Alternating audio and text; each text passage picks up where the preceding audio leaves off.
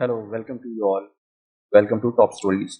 Russia ने Zircon hypersonic cruise missile का test किया है और ये टेस्ट कहाँ हुआ है? समुद्र में। आप सब जानते होंगे कि ज़िरकॉन हाइपरसोनिक मिसाइल क्या होता है। अगर नहीं पता तो मैं बताता हूँ। देखिए, ज़िरकॉन जो है वो मिसाइल का नाम है। हाइपरसोनिक उसकी स्पीड को दर्शाता है और क्रूज मिसाइल का मतलब ये होता है कि वो एक कांस्टेंट स्पीड पे क्रूज कर सकता है और उसी के साथ वो मनूवर भी कर सकता है, जो कि बहुत बड़ी बात होती है प्रेजेंट टाइम पे। वर्ल्ड में ऐसी टेक्नोलॉजी अब तक किसी ने भी विकसित नहीं की है, बल्कि यूएस, चाइना, इंडिया, ऑस्ट्रेलिया, बहुत सारी कंट्रीज इस रेस में लगातार लगी हुई हैं कि वो भी एक हाइपरसोनिक मिसाइल डेवलप कर सकें या हाइपरसोनिक ग्लाइड व्हीकल। अभी आगे मैं आपको बताता हूँ कि हाइपरसोनिक मिसाइल या ग्लाइड व्हीकल में अंतर क्या होता है और इसे अलग अलग क्यों बोला जाता है। रिसेंट में रशिया ने दिखाया है कि 28 मई को रशिया ने सक्सेसफुली ज़िरकॉन मिसाइल का टेस्ट किया है, जिसकी क्षमता 1000 किलोमीटर या 625 माइल्स है। ये 1000 किलोमीटर बिल्कुल एग्जैक्ट डिस्टेंस नहीं है, ये मिनिमम है। इससे आगे ये जा सकता है, तो आप बिल्कुल भी 1000 किलोमीटर को माइल स्टोन मत मान के चलिएगा कि इससे ज़्यादा ये जा नहीं सकता है। जो रशिया की डिफेंस मिनिस्ट्री है उसने ये वीडियो अपने साइट पे डाला है और डिक्लेयर किया है कि हम इसे अपने वेपन्स में ऐड कर रहे हैं। अब ये रशिया के पास ज़िरकॉन मिसाइल अगर वो अपने वेपन में ऐड कर रहे हैं तो ये कितना घातक होगा। और प्रेजेंट टाइम जैसा कि हम आप जानते हैं कि यूक्रेन के साथ रशिया का वॉर चल रहा है, तो इसमें सीधा सीधा खामियाजा यूक्रेन को ही उठाना पड़ेगा, क्योंकि यूक्रेन के पास ऐसी कोई भी टेक्नोलॉजी नहीं है। सबसे बड़ी बात यह है कि इस मिसाइल का तोड़ कुछ भी नहीं है। इस मिसाइल को रोका नहीं जा सकता। दुनिया का कोई भी मिसाइल डिफेंस सिस्टम इसे टैकल नहीं कर सकता। आप शायद ये बात जानते होंगे कि S-400 इस वक्त दुनिया का सबसे advance air defence missile system है। आपको सुन के हैरानी होगी कि ये हाइपरसोनिक मिसाइल इस S-400 से भी नहीं रोका जा सकता है। S-400 की स्पीड कितनी होती है? S-400 की मिनिमम जो स्पीड होती है वो 5 मैक होती है मिनिमम, और मैक्सिमम ये 10 मैक तक जा सकती है। हालांकि ये मिसाइल 5 मैक टू 7 मैक तक जा सकती है, लेकिन ये जो मैक वर्ड होता है, ये 1 मैक आवाज़ की गति को 1 मैक कहा जाता है और 5 मैक का मतलब है कि आवाज़ की गति को आप 5 गुना कर दें। इतनी ज़्यादा स्पीड है इस मिसाइल के आते ही यूक्रेन को इस मिसाइल के आते ही यूक्रेन को बहुत बड़ा झटका लगेगा, क्योंकि ये हाइपरसोनिक मिसाइल रशिया ने डेवलप किया था यूएस के लिए, उसे काउंटर करने के लिए। लेकिन आज के टाइम पे यूक्रेन सामने खड़ा है तो उसे इसकी स्पीड झेलनी पड़ेगी। अब रशिया ऑलरेडी रशिया के पास बहुत सारे ऐसे मिसाइल्स, बॉम्ब्स, बहुत कुछ ऐसे हैं जो कि बहुत ज़्यादा तबाही मचा सकते हैं, लेकिन उसके बाद भी ज़िरकॉन मिसाइल सिर्फ और सिर्फ इसलिए नाम लिया जा रहा है क्योंकि ये एक हाइपरसोनिक क्रूज मिसाइल है और ये समुद्र से छोड़ा गया है। यानी कि रशिया सिर्फ अपने देश से ही नहीं, बल्कि किसी भी समुद्र में जाके अपने किसी भी सबमरीन से इस मिसाइल को लॉन्च करेगा और इसके वॉरहेड में वो न्यूक्लियर पेलोड भरेगा या नॉर्मल पेलोड भी भर सकता है, और उसके बाद सामने वाली कंट्री इसके तबाही का नज़ारा देखेगी। ये जो फुटेज आप देख रहे हैं, ये समुद्र में एक शिप के थ्रू लॉन्च किया गया है। यही है वो Zircon missile, hypersonic cruise missile है, और ये है वो ज़िरकॉन मिसाइल का स्ट्रक्चर जो आप देख पा रहे हैं इस वक्त। इसकी बनावट आपको नॉर्मल मिसाइल से काफ़ी अलग दिखेगी। रीज़न ये होता है कि हाइपरसोनिक मिसाइल आवाज़ की गति से कम 5 गुना ज़्यादा होता है और अधिकतम 7 गुना या 9 गुना, 10 गुना भी हो सकता है। तो इसकी बनावट उस हिसाब से बनाई जाती है कि ये रास्ते में चलते हुए ग्लाइड कर सके। अच्छा, रशिया क्या इससे पहले ऐसी मिसाइल नहीं बना सकता था? बिल्कुल बना सकता था, लेकिन वो एक क्रूज मिसाइल नहीं होता, उसे हम कह सकते हैं बैलिस्टिक मिसाइल। अब बैलिस्टिक मिसाइल का ट्रेजेक्टरी जो होता है वो बहुत सिंपल होता है। अगर किसी एक प्लेस से हमने उसे छोड़ा तो वो एटमॉस्फेयर में जाएगा और उसके बाद उस पर्टिकुलर पाथ को फॉलो करते हुए उस जगह पे जाके डिस्ट्रक्शन कर देगा। होता तो इनका स्पीड काफ़ी ज़्यादा है, इनफैक्ट ये 10 मैक तक भी जा सकते हैं, लेकिन इसे मिसाइल डिफेंस सिस्टम से रोकना आसान होता है। रीज़न ये होता है कि ये एक प्रॉपर ट्रेजेक्टरी फॉलो करते हैं, प्रॉपर पाथ को फॉलो करते हैं, और जब आप मिसाइल डिफेंस सिस्टम को एक्टिवेट करते हैं, सपोज दैट 400 या इस वक्त रशिया ने डेवलप कर लिया है S-600। अब ये S-600 रिसेंट की डेवलपमेंट है, ये किसी कंट्री को बेचा नहीं गया है। प्रेजेंट टाइम पर रशिया इसे खुद ही इंडक्ट करने जा रहा है अपने आर्मी में या अपने फोर्सेस के लिए। तो ये S-600 या 400 इसे बड़े ही आसानी से रोक सकते हैं। रीज़न ये होता है कि प्रॉपर पाथ को फॉलो कर रहा है, तो काउंटर जो मिसाइल होती है डिफेंस सिस्टम की, वो जाके इसे ब्लास्ट कर सकती है या हवा में ही डिस्ट्रॉय कर सकती है, इसलिए ये आसान होता है। बट वहीं पे जब बात आती है ज़िरकॉन मिसाइल की, हाइपरसोनिक ग्लाइड व्हीकल या क्रूज मिसाइल, तब ये अपने रास्ते को हवा में ही चेंज कर सकता है। अब आप सोचिए कि जो मिसाइल रास्ते को हवा में चेंज कर सकता है, उसे आप कैसे रोकेंगे?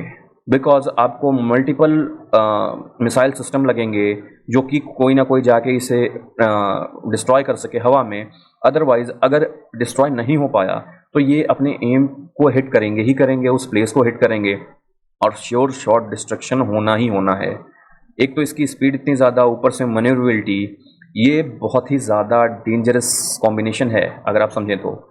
इसकी स्पीड आप देख सकते हैं 1000, इसकी टॉप स्पीड आप देख सकते हैं 1734 किलोमीटर पर आवर। मतलब आप सोच सकते हैं ये कितना ज़्यादा स्पीड में चलता है। और जो इसकी रेंज है वो 620 माइल्स है जो कि बताई जा रही है, लेकिन मेरे हिसाब से कहीं ना कहीं ये 1000 किलोमीटर या 620 माइल से ये ज़्यादा है। ये सिर्फ और सिर्फ बताई जा रही है, बल्कि ये ज़्यादा है। देखिए यहाँ पे लिखा भी हुआ है कि too fast for US anti missile system. मतलब यूएस के पास तो ऐसी कोई भी मिसाइल सिस्टम नहीं है जो इसे टैकल डाउन कर सके। और आप जान रहे हैं कि यूएस इस वक्त वर्ल्ड का सुपर पावर कंट्री है। जब यूएस ही इसे टैकल डाउन नहीं कर सकता है तो यूक्रेन या किसी और देश के बस की बात ही नहीं है। ये बड़े ही आराम से सबमरीन से भी ये फायर किया जा सकता है या किसी एक डिस्ट्रॉयर शिप से फायर किया जा सकता है। लैंड से तो फायर किया ही जा सकता है, लेकिन ये कितना ज़्यादा खतरनाक हो जाता है जब ये एक मूविंग टारगेट बन जाता है। एक मूविंग प्लेटफॉर्म पे ये अपने टारगेट को हिट करने के लिए 24 घंटा पानी में तैरता रहता है या पानी के अंदर तैर सकता है। ये देखिए लास्ट मंथ ही रशिया ने न्यूक्लियर कैपेबल एक इंटर कॉन्टिनेंटल मिसाइल टेस्ट किया है जिसका नाम है सरमाट। अब ये इंटर कॉन्टिनेंटल मिसाइल क्या होता है? इंटर कॉन्टिनेंटल मिसाइल वो होता है जिसकी रेंज काफ़ी ज़्यादा होती है। जैसे देश होते हैं इंडिया, पाकिस्तान, चाइना, ऑस्ट्रेलिया, ये सारे देश हुए। और कॉन्टिनेंट होते हैं जैसे एशिया एक कॉन्टिनेंट है, तो एशिया से अफ्रीका या इस तरीके से कॉन्टिनेंट टू कॉन्टिनेंट जो मिसाइल हिट कर सके उसे कहा जाता है इंटर कॉन्टिनेंटल मिसाइल। क्या इंडिया के पास ऐसी कोई मिसाइल है? हाँ, इंडिया के पास भी एक इंटर कॉन्टिनेंटल मिसाइल है जिसे कहते हैं अग्नि-6। अग्नि-6 भी इंटर कॉन्टिनेंटल मिसाइल है और भी बहुत सारे प्रोजेक्ट इंडिया के चल रहे हैं। एक नाम आपने बहुत सुना होगा सूर्य मिसाइल के बारे में, वो भी एक इंटर कॉन्टिनेंटल मिसाइल है। फिलहाल के लिए ये सारमाट आप देख रहे हैं, लेकिन इस मिसाइल की जो आप बनावट देख रहे हैं वो हाइपरसोनिक ग्लाइड मिसाइल यानी ज़िरकॉन से काफ़ी ज़्यादा अलग है, या ये कह सकते हैं कि बहुत नॉर्मल मिसाइल की तरह ही दिख रहा है, जो कि गोल है, लंबा है और आगे से कॉनिकल शेप है, जो कि नॉर्मली हम मिसाइल्स बहुत सारी ऐसी देखते रहते हैं। ये वो मिसाइल है। इसका मतलब कि ये मिसाइल ग्लाइड नहीं कर सकता। ग्लाइड ना कर पाने का रीज़न ये है कि इसकी बनावट एक ट्रेडिशनल मिसाइल की तरह है, ये बैलिस्टिक मिसाइल की तरह है और ये सीधा अपनी ट्रेजेक्टरी को फॉलो करेगा। मतलब कि कहीं से अगर हम पॉइंट ए से इसे रिलीज़ करते हैं तो ये पॉइंट बी पे गिरने का काम करेगा बस। हालांकि ये भी एक न्यूक्लियर कैपेबल पेलोड वाला मिसाइल है जिसका नाम सारमाट है। ये भी अपने आप में बहुत ही तगड़ा वेपन है। ये देखिए रशिया ने इसका सक्सेसफुल टेस्ट कर लिया है सारमाट इंटरकॉन्टिनेंटल बैलिस्टिक मिसाइल का। देखिए मैं थोड़ी देर पहले ही आपको बता रहा था कि बैलिस्टिक मिसाइल जैसा इसका आउटर लेयर है, इसका मतलब ये ग्लाइड नहीं कर सकता है। वही चीज़ मैं बता रहा था कि ये पॉइंट ए से पॉइंट बी पे सिर्फ गिरने का काम करता है। इनकी स्पीड तो बहुत होती है बिकॉज जब ये पॉइंट ए से निकलते हैं तो ये चले जाते हैं अर्थ की टॉप मोस्ट लेयर में और उसके बाद वहाँ से ये गिरना शुरू करते हैं, तो ये ग्रेविटी को भी अपनी स्पीड इंक्रीज़ करने के लिए यूज़ करते हैं। इनकी ट्रेजेक्टरी पहले से ही फिक्स्ड होती है, इसे नहीं चेंज किया जा सकता है। सारमाट के बारे में हम बात ही क्यों कर रहे हैं? बिकॉज ये वर्ल्ड का सबसे लार्जेस्ट न्यूक्लियर टिप्ड मिसाइल है। न्यूक्लियर टिप्ड मिसाइल मतलब क्या? मतलब इसके टिप में न्यूक्लियर एक्सप्लोजिव रखा जाता है या कैसे क्या होता है? एक्चुअली मैं आपको बताता हूँ कि ये जो टिप होता है, यहाँ पे न्यूक्लियर या किसी भी तरीके की एक्सप्लोजिव रखने का जगह होता है जिसे पेलोड कहते हैं। अब ये दुनिया का सबसे बड़ा न्यूक्लियर टिप्ड है, यानी कि इसमें न्यूक्लियर बॉम्ब भी ज़्यादा मात्रा में जाएगा, और जब ज़्यादा मात्रा में जाएगा तो जहाँ पे भी ये गिरेगा डिस्ट्रक्शन भी ये बहुत ज़्यादा मात्रा में करने वाला है। इसलिए इसको world largest nuclear tipped missile कहा जा रहा है, क्योंकि इसमें पेलोड, न्यूक्लियर पेलोड लेने की क्षमता बहुत ज़्यादा है। इनफैक्ट इस वक्त तो वर्ल्ड में सबसे ज़्यादा है। इस मिसाइल को डेवलप किया गया है यूएस मिसाइल डिफेंस सिस्टम को काउंटर करने के लिए। इनफैक्ट आप जानते हैं कि रशिया और यूएस में कैसे टर्म्स हैं, और रशिया कोई भी वेपन बनाता है वो यूएस को टैकल डाउन करने के लिए ही बनाता है, क्योंकि यूएस वर्ल्ड में सबसे बड़ा सुपर पावर है और उसके पास top notch missile system, defence, fighter planes, बहुत कुछ है। और उसी को टैकल डाउन करने के लिए जब कोई कंट्री या रशिया किसी चीज़ का इन्वेंशन करती है, तब उसे रोक पाना नॉर्मल सी बात है कि अदर कंट्रीज़ के लिए काफ़ी मुश्किल होगा। देखिए, ज़िरकॉन मिसाइल, इसका पूरा नाम है 3M22 ज़िरकॉन मिसाइल। इसकी बनावट आप देख पा रहे हैं, ये ग्लाइड व्हीकल की तरह है। ग्लाइड व्हीकल यानी कि एक ऐसा व्हीकल जो कि ग्लाइड कर सके। इसके नाम में ही आपको पता चल रहा होगा कि ग्लाइड व्हीकल इसे क्यों कहा जाता है, या हाइपरसोनिक क्रूज मिसाइल क्यों कहा जाता है। अगर सिर्फ ये पॉइंट ए से पॉइंट बी तक मार करने वाली मिसाइल होती तो इसे हाइपरसोनिक बैलिस्टिक मिसाइल कहते, ना कि हाइपरसोनिक क्रूज मिसाइल कहते इसे। इसे रशिया ने डेवलप किया है, आप देख पा रहे हैं। स्पीड ऑलमोस्ट आपको पता ही है।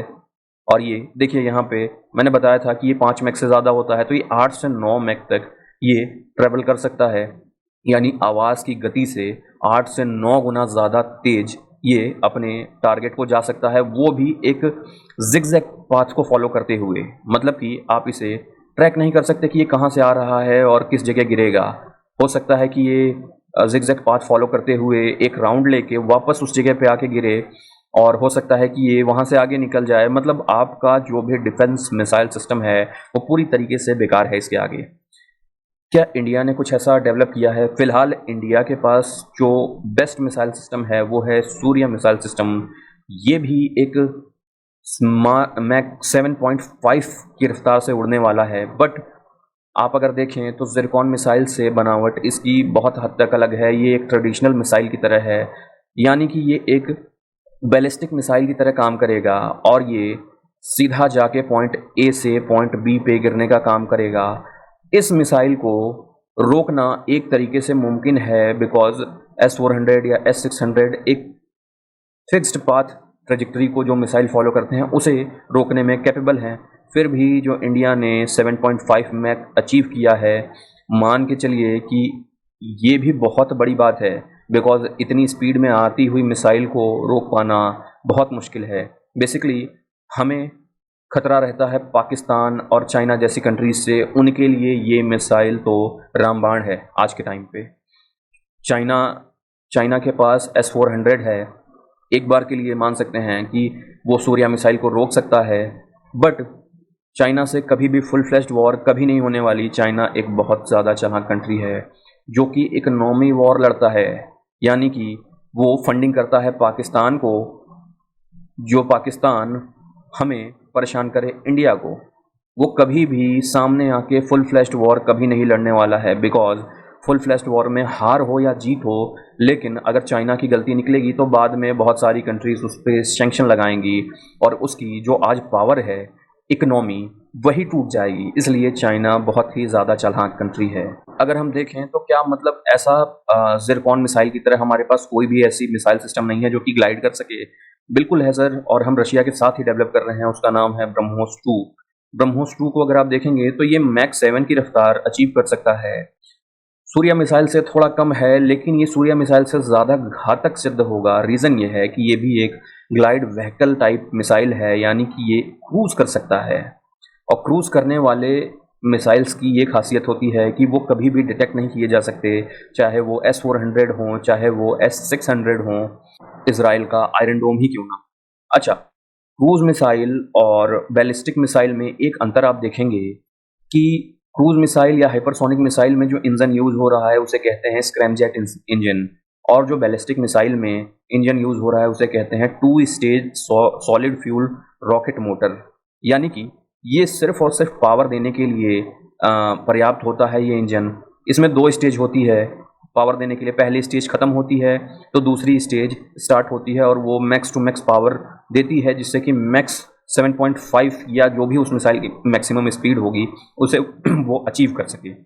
लेकिन स्क्रैमजेट इंजन इतना खास इंजन है और इतना कमाल का इंजन है कि ये ग्लाइड करते वक्त अगर कोई हमें सीधा मिसाइल चल रहा है तो ये स्क्रैमजेट इंजन मोस्ट कैपेबल है उसके 7 मैक या टॉप स्पीड तक ले जाने में। लेकिन जब इस मिसाइल को अपनी ट्रेजेक्टरी चेंज करनी होगी तब ये अपनी स्पीड कम कर लेगा, जिससे कि टर्न लेने में आसानी हो, और फिर ये बढ़ा सकता है, फिर ये कम कर सकता है और फिर ये बढ़ा सकता है।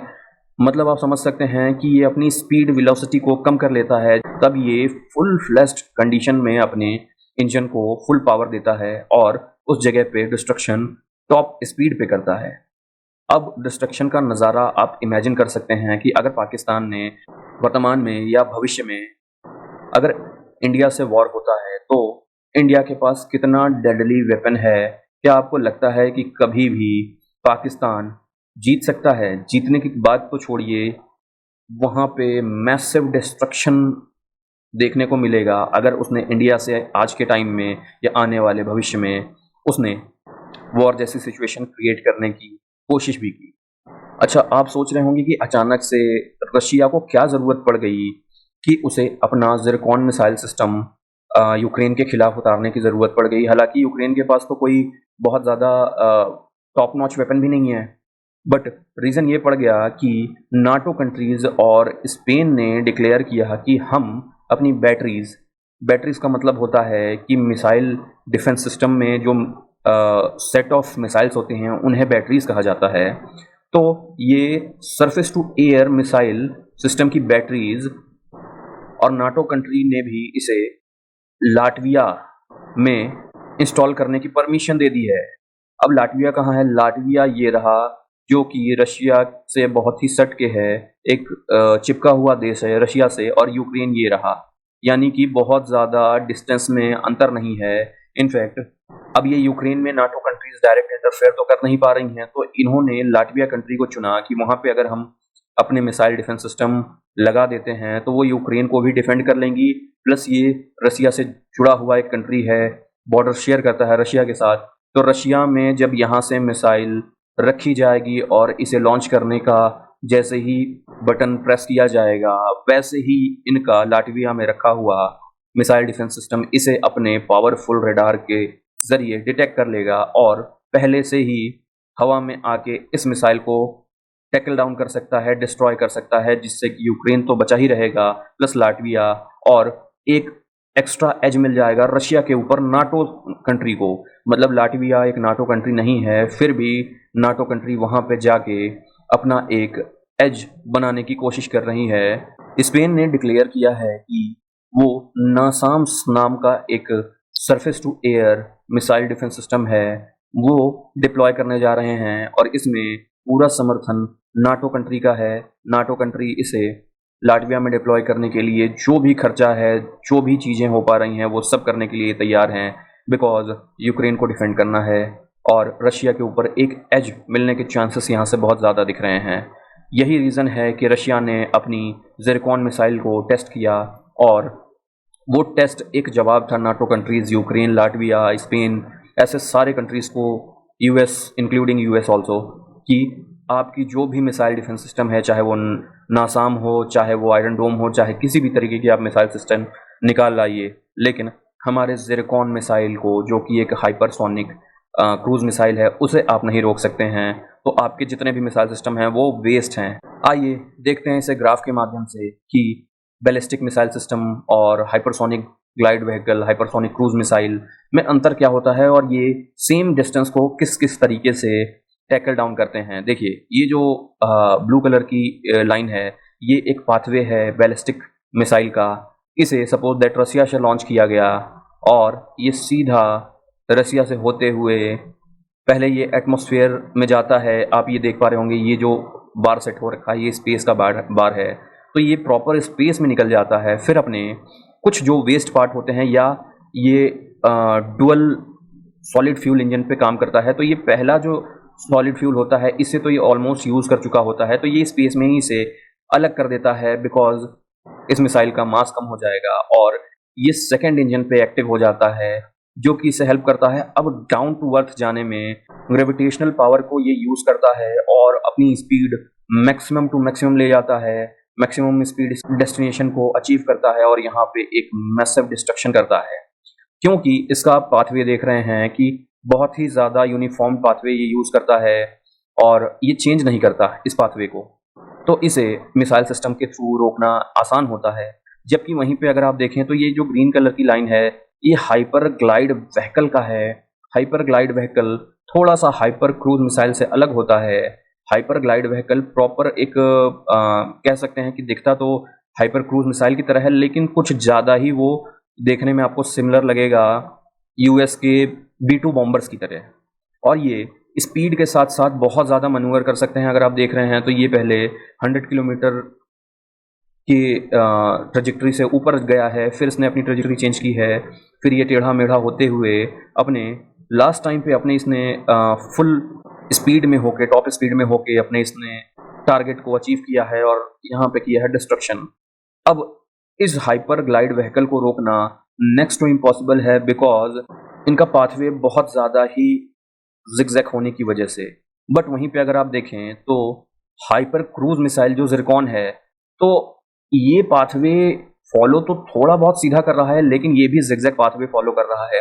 प्लस इसकी खास बात ये है, क्योंकि ये क्रूज मिसाइल है, तो ये 100 किलोमीटर की जो टॉप लेयर होती है उसके नीचे नीचे रह रहा है। मतलब ये ज़मीन की सतह से जुड़ के चलने वाला मिसाइल है। क्रूज मिसाइल जो कहते हैं वो ज़मीन की सतह से जुड़ के चलने वाला मिसाइल होता है।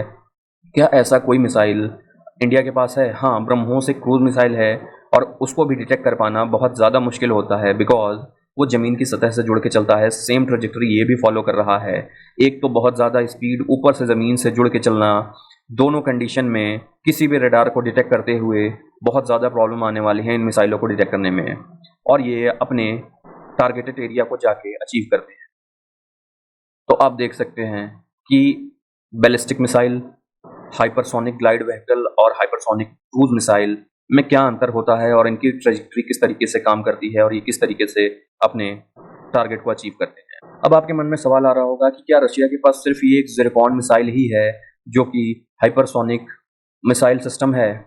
अब इससे ज़्यादा कोई भी हाइपरसोनिक मिसाइल सिस्टम बचा नहीं है रशिया के पास? नहीं, रशिया के पास एक तरीके से कह सकते हैं कि ज़िरकॉन का भी बाप है, उसे कहते हैं किंजल हाइपरसोनिक मिसाइल। अब ये किंजल हाइपरसोनिक मिसाइल क्या है? अगर आप इसकी बनावट देख रहे हैं प्रेजेंट टाइम पे, तो ये एक गोल टाइप का, वेसल टाइप का मिसाइल है जो कि ग्लाइड नहीं कर सकता है, यानी कि ये क्रूज नहीं कर सकता है, प्लस अपने पाथवे को चेंज नहीं कर सकता है। मतलब ये एक बैलिस्टिक मिसाइल है, यानी पॉइंट ए से पॉइंट बी को मार करने के लिए है। लेकिन इन मिसाइल्स की सबसे लगभग अगर आप इसकी स्पीड देखें तो 4900 किलोमीटर पर आवर है। अगर आपको याद है तो ज़िरकॉन मिसाइल 1000 समथिंग किलोमीटर की स्पीड से ट्रेवल करता है और ये 4900 अप्रॉक्स 5000 किलोमीटर पर आवर की स्पीड से, और इसकी जो मैक्सिमम स्पीड है ये अप्रॉक्स है 12350 किलोमीटर पर आवर। अब ये वर्ल्ड में सबसे फास्टेस्ट ट्रेवल करने वाला एक बैलिस्टिक मिसाइल है। इसे भी किसी भी मिसाइल डिफेंस सिस्टम को रोक पाना, इस मिसाइल को, किंजल मिसाइल को, बहुत ज़्यादा मुश्किल है, बिकॉज इसकी स्पीड इतनी ज़्यादा है कि जब तक कोई मिसाइल डिफेंस सिस्टम इसे ट्रैक डाउन करेगा तब तक तो ये अपने टारगेट को अचीव करके डिस्ट्रॉय कर चुका होगा। लेकिन अभी ये यूक्रेन के खिलाफ यूज़ नहीं किया जा रहा है, बिकॉज ये रशिया का टॉप नॉच वेपन है। प्रेजेंट टाइम पे वर्ल्ड में इतनी ज़्यादा स्पीड से चलने वाला कोई भी मिसाइल नहीं है पूरे वर्ल्ड में। इसे डेडली वेपन और ज़्यादा क्या बनाता है? इसे डेडली वेपन बनाता है कि ये एक तो इसकी रेंज 1500 से 2000 किलोमीटर है, प्लस ये एक न्यूक्लियर पेलोड क्षमता कैरी करने वाला मिसाइल है जो कि 480 केजी तक पेलोड, न्यूक्लियर पेलोड कैरी कर सकता है। ये 480 केजी अगर आपको एक रफली अंदाजा मैं दूं तो ये 33 टाइम्स है। हिरोशिमा पे जो बॉम्ब गिरा था न्यूक्लियर वेपन, उसके डिस्ट्रक्शन को आप 33 टाइम मल्टीप्लाई कर देंगे, उतना ज़्यादा ये डिस्ट्रक्टिव है। तो आप समझ सकते हैं कि रशिया किस लेवल पे अपने वेपन को बनाता है। स्पीड के अकॉर्डिंग अगर हम देखें तो मिसाइल होती कैसी हैं? एक होती है सबसोनिक मिसाइल, दूसरी है सुपरसोनिक मिसाइल और तीसरी है हाइपरसोनिक मिसाइल। अच्छा, सबसोनिक मिसाइल जो होती है इसे बेसिकली क्रूज मिसाइल कहा जाता है, बिकॉज इनकी स्पीड तो कम होती है, लगभग लगभग 1 मैक या 1 मैक से भी कम होती है, लेकिन इनकी खास बात ये होती है कि ये ज़मीनी सतह से जुड़ के चलती हैं, जैसा कि मैंने पहले भी आपको क्लियर किया है। और ये बहुत ज़्यादा मूवेबल होती हैं। आप देख रहे होंगे कि ये एक प्लेन टाइप का स्ट्रक्चर है जिसमें ये विंग्स निकल रखे हैं। ये विंग्स प्रॉपर ग्लाइड और मनूवर करने में बहुत ज़्यादा हेल्प करते हैं। ये एक एरोप्लेन स्ट्रक्चर बेस्ड होती हैं। आपका सवाल ये हो सकता है कि इंडिया के पास क्या ऐसी कोई मिसाइल है? जी हाँ, इंडिया के पास इस तरह की एक मिसाइल है, उसका नाम है निर्भय। अब निर्भय के बारे में आप सर्च करके देखिएगा, सेम यही बॉडी स्ट्रक्चर है सुपरसोनिक मिसाइल पे। सुपरसोनिक जो मिसाइल होती हैं बेसिकली, जितनी भी आपकी जेट में लगे हुए जितने भी मिसाइल्स होते हैं वो सुपरसोनिक होते हैं, या एयर टू एयर मिसाइल जो होते हैं उन्हें सुपरसोनिक ही बनाया जाता है, उन्हें सबसोनिक नहीं बनाया जाता है। रीज़न इसका ये है कि अगर आप थोड़ा बहुत भी डिफेंस के प्रोस्पेक्टस में न्यूज़ रीड करते होंगे या लेक्चर अटेंड करते होंगे तो आपको पता होगा कि 1 मैक टू 2.5 मैक तक एक जेट फाइटर की स्पीड होती है। ये वेरी कर सकता है अलग अलग, किसी की 1 मैक हो सकती है, किसी की 1.5 मैक हो सकती है, किसी की 2.5 मैक हो सकती है। बेसिकली 2.5 या 3 मैक तक मैक्सिमम स्पीड मानी गई है, और इसे टैकल डाउन करने के लिए सुपरसोनिक मिसाइल रिक्वायर्ड होगी। अगर आप सबसोनिक मिसाइल इन जेट फाइटर पे अगर आप छोड़ेंगे तो इनकी स्पीड इतनी ज़्यादा है, ये कभी उस जेट फाइटर को हिट ही नहीं कर पाएंगे। रीज़न ये है कि 1 मैक से कम क्रूज मिसाइल या सबसोनिक मिसाइल्स होती हैं, और जो जेट फाइटर की स्पीड होती है ये 2.5 या 3 मैक तक होती है। ये जो मैं हाइपरसोनिक ग्लाइड व्हीकल की बात कर रहा था, यही है वो हाइपरसोनिक ग्लाइड व्हीकल। आप देख पा रहे होंगे ये B-2 बॉम्बर के शेप का है, या इसकी शेप एक मिसाइल से बिल्कुल हटके है, जो ज़िरकॉन मिसाइल है उससे बिल्कुल ही हटके है, बिकॉज ये सुपर डुपर मैनरेबल मिसाइल ग्लाइड है व्हीकल है। ये सिर्फ एक मिसाइल नहीं है बल्कि ये ग्लाइड व्हीकल है। अच्छा, ग्लाइड व्हीकल में हम किसी भी तरीके के मिसाइल्स को भी अटैच कर सकते हैं, साथ ही साथ इन्हें एज अ अनमैन व्हीकल की तरह भी यूज़ कर सकते हैं। और इनकी स्पीड 5 मैक से ज़्यादा होती है, 5 मैक से कितनी भी ज़्यादा हो सकती है, अप्रॉक्स 10 मैक तक हो सकती है। और ये टोटली कंपोजिट मटेरियल से बने होते हैं। अब आपके मन में सवाल आ रहा होगा कि अगर हाइपरसोनिक मिसाइल इतना ही कैपेबल है, इतना ही डिस्ट्रक्टिव है, तो इंडिया क्यों नहीं इसे मैन्युफैक्चर कर रहा है और अदर कंट्रीज़ क्यों नहीं कर रहे हैं? तो आप यकीन मानिए कि इंडिया विथ अदर कंट्रीज़ पूरी तरीके से जुटे हुए हैं इस टेक्नोलॉजी को अचीव करने में, और इसी के साथ साथ यूएसए जो सुपर पावर है वो भी पूरी तरीके से लगा हुआ है कि वो एक हाइपरसोनिक मिसाइल डेवलप कर सके। अगर इंडिया को आप देखेंगे तो इंडिया इस वक्त ब्रह्मोस 2 जो कि एक हाइपरसोनिक क्रूज मिसाइल है उसे डेवलप कर रहा है रशिया के साथ मिलके। इंडिया और रशिया आप जानते हैं कि बहुत ही अच्छी एक पार्टनरशिप या जोड़ी कह सकते हैं कि वो मिसाइल डिफेंस सिस्टम के साथ साथ मिसाइल्स भी मैन्युफैक्चर करते हैं दोनों मिलके, जिसका एक बहुत बड़ा एग्जांपल है ब्रह्मोस। एक लेटेस्ट रिपोर्ट के अकॉर्डिंग यूएस, रशिया और चाइना एग्रेसिवली इस हाइपरसोनिक वेपन प्रोग्राम में इंडल्ज हैं। हालांकि रशिया ने तो इसे बना भी लिया है, लेकिन और भी इसमें एड ऑन रशिया लगातार करते ही जा रहा है, और रशिया को देख के चाइना और यूएसए भी इस रेस में लगातार लगे हुए हैं। इन तीनों कंट्रीज़ के साथ साथ, हालांकि अगर आपको पता होगा कि चाइना ने एक हाइपरसोनिक मिसाइल का टेस्ट किया था, हालांकि चाइना ने इसे डिनाई कर दिया था कि वो एक हाइपरसोनिक मिसाइल था, बिकॉज वो टेस्ट टोटली फेल हो गया था। चाइना का जो टारगेट था उसे वो मिस कर चुका था और वो काफ़ी दूर जाके गिरा, जिसे जो एक फेलियर था चाइना के लिए और जिसे एक्सेप्ट करना एक बदनामी की बात होती, तो चाइना ने डिनाई कर दिया कि हमने कभी भी कोई एक हाइपरसोनिक मिसाइल टेस्ट ही नहीं किया था, वो तो कुछ और ही था, ऐसे बोल के टाल दिया। But Australia, India, France, Germany, Japan, ये सारे देश भी हाइपरसोनिक वेपन डेवलप कर रहे हैं और इसकी टेक्नोलॉजी पे लगातार काम कर रहे हैं। एपीजे अब्दुल कलाम ने एक बहुत अच्छी बात बोली थी कि बड़ी मिसाइल सिर्फ और सिर्फ वॉर में दिखाने के लिए होते हैं, वो कभी भी यूज़ नहीं होते। बट क्या आपको ऐसा लगता है प्रेजेंट सिनेरियो में तो ऐसी चीज़ें लग रही हैं कि वर्ल्ड वॉर 3 होने की संभावना दिख रही है, और एक बार अगर वर्ल्ड वॉर 3 हुआ तो हर कोई अपने पोटेंशियल से मैक्स टू मैक्स वेपन को यूज़ करेगा और अपने अपोनेंट पे जीतने की पूरी कोशिश करेगा। प्रेजेंट टाइम पे इंडिया और रशिया इसीलिए काम कर रहे हैं ब्रह्मोस 2 पे, और ये ऑलमोस्ट डेवलप होने के कगार पे जा चुका है रिपोर्ट्स के अकॉर्डिंग। रशिया ने जो ये ज़िरकॉन मिसाइल का टेस्ट किया है, आपको इसका वीडियो देखना चाहिए। इसकी स्पीड आप देख के हैरान रह जाएंगे। तो चलिए इस वीडियो के साथ मैं आपको छोड़ता हूँ और मिलते हैं हम नेक्स्ट वीडियो में।